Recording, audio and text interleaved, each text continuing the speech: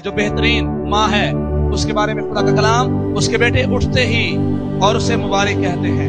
मैं नौजवानों को कहना चाहता हूँ, अपनी माँ को मुबारक कहना, अपनी माँ की तारीफ करनी। मुबारक है माँ, तू मुबारक है, चंगी है तेरी वर्गी।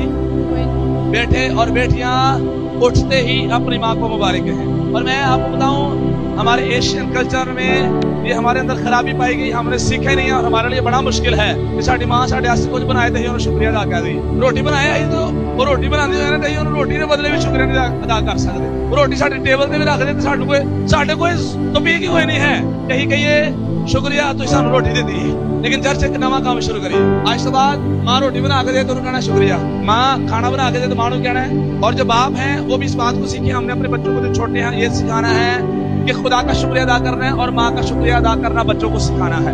आमीन। और माओ ने बाप का शुक्रिया अदा करना सिखाना है कि बाप का शुक्रिया अदा करें कि किस कदर मेहनत करके हमारे लिए करके घर में लेकर आता है। और आप देखिएगा हर दिन माँ जो है वो शादमानी कर रही होगी, हर दिन बाप जो है वो शादमानी कर रहा होगा, और आसमान का खुदा भी आसमान पर बैठा हमारे इस अमल से खुश हो रहा होगा कि किस कदर शुक्रगुजारियों से हमारे दिल जो हैं भरे हुए हैं।